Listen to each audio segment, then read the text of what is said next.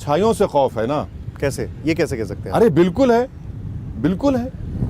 हम अगर कोई अनटचेबल पॉलिटिशियन है तो हम माशाल्लाह से वो टॉप 10 में हमारा नंबर शायद तीसरा चौथा आ जाए। नहीं, बट इसके क्या नहीं, अब ये वही जानते हैं, ये वही जानते हैं, मगर इनको लगता है कि मंजलिस को या ओवैसी को लेने से इनको बड़ी एलर्जी होती है। तो मुझे उससे कोई तकलीफ नहीं है, मुझे उससे कोई तकलीफ ना, मेरे को शिकायत है। एक सर डायरेक्ट सवाल है मेरा ओवैसी सर आपसे, ये है कि कोई ऐसा अलायंस बनता है जो बीजेपी को हटाने के लिए बने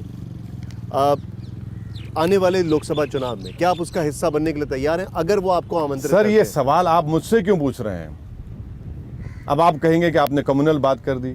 अगर कोई कम्युनिटी कंसिस्टेंटली बीजेपी को अपोज कर रही है जनसंघ के ज़माने से, और कोई कम्युनिटी का सबसे ज़्यादा नुकसान भी हुआ है इस अपोजिशन की वजह से, चाहे वो राइट्स में हो या स्ट्रक्चरल जो एम्पावरमेंट डिसएम्पावरमेंट करने के लिए काम किया गया, तो यही कम्युनिटी का हुआ है, दलित और मुसलमान का, आदिवासियों का। तो अब ये तो इन तमाम लोगों को सोचना चाहिए ना, मुझसे सवाल करने से जवाब क्या हासिल देखिए होगा? ओवैसी जी, मेरे मन में एक बड़ा नेचुरल सा सवाल आ रहा है। आपने इतनी बार दलित का जिक्र किया, इतनी बार काशीराम जी का जिक्र किया, मैं हर बार करता हूं, अम्बेडकर का, ठीक है, बाबा साहेब का, कांशीराम का, ये तो मैं हालांकि मेरा और आपका ये तीसरा इंटरेक्शन है, लेकिन हमारा पहली बार इतनी बार आप मेरे स्पीचेस सुने, मेरे इंटरव्यूज देखे, ये मैं यूपी के इलेक्शन को सामने रखकर नहीं कह रहा हूं, मैं पूछ रहा हूं। नहीं, मैं ऑनेस्टली मेरा मानना ये है। नहीं, मैं इलेक्शन की बात नहीं कर रहा, अलायंस होता नहीं होता अलग बात है। पूछ रहा हूं कि क्या आप बीएसपी की तरफ देख रहे हैं?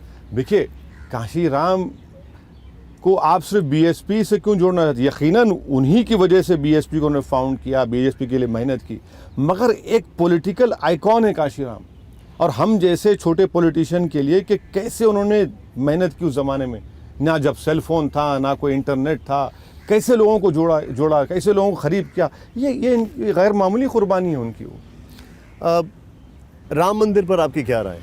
आप जाएंगे अगर बन गया तो?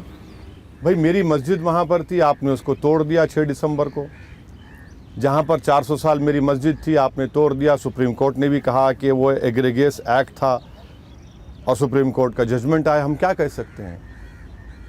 अगर मस्जिद नहीं तोड़ी जाती, सुप्रीम कोर्ट का जजमेंट क्या आता था बताइए, क्या आता था मुझे बताइए? अगर मस्जिद नहीं टूटती, सुप्रीम कोर्ट जजमेंट क्या आता था? उसमें कहीं पे भी जिक्र नहीं किया गया है। नहीं किया है ना, ये तो मेरे लिए फेट अकम्पली हो गया। और मस्जिद को बचाने की जिम्मेदारी तो सुप्रीम कोर्ट ने कल्याण सिंह सरकार को दी थी, उन्होंने रिक कर दिया था। आप सोचिए कि ये तो हमारे लिए ऐसा जख्म है जो हम लोग जिंदगी भर, बल्कि हमारी नस्लों में भी जख्म रहेगा ये, कि हमारे देश की सुप्रीम कोर्ट को आपने वादा किया कि बचाया जाएगा और आपने तोड़ दिया, और जिन्होंने तोड़ा वही सत्ता में आ गए, वही बना रहे हैं, उनको ही दे दिया आपने बनाने के लिए। तो ये तो हमारे सेकुलरिज्म से, हमारे रूल ऑफ लॉ के प्रिंसिपल्स को तो उजागर नहीं करता। टॉप 3 इश्यूज में क्या ये इशू होगा आपका?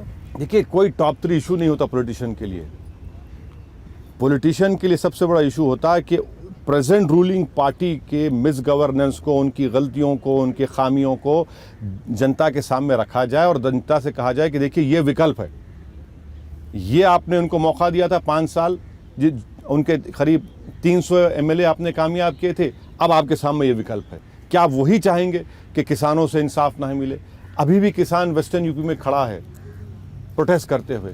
क्या कर रही है सरकार? ये आए दिन यूपी में लॉ एंड ऑर्डर का मसला पैदा होता है, कोविड में कंप्लीट मिसमैनेजमेंट, मिस गवर्नेंस, ये सब मुद्दे हैं। किसानों का मुद्दा आपने रेज किया, लेकिन जो किसानों ने लाल किले पर किया, क्या आप उस पर क्यों नहीं? बिल्कुल, मैं क्या गलत हुआ? वो जिसने किसी में क्या, उनको पकड़ा गया है, उन पर केस चल रहा है, मगर क्या सरकार किसानों से बात क्यों नहीं करती? उनका क्या मुद्दा था?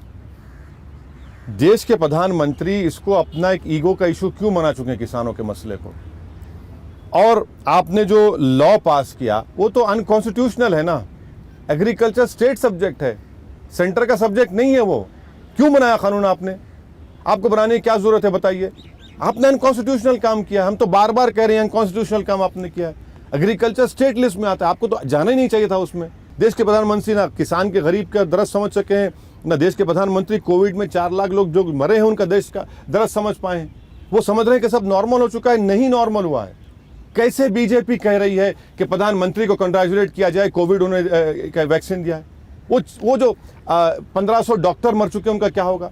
वो जो 1200 टीचर्स मारे यूपी में, उनका क्या होगा? कहां नॉर्मल हुआ है? कैसे किसी को मुबारकबाद दे सकते हैं? तो आपकी नाकामी है। इससे अलग हट के एक सवाल जो कि हाल फिलहाल बहुत ज़्यादा है और आप भी अक्सर ट्वीट करते रहते हैं, ट्विटर को लेकर जो वाद विवाद चल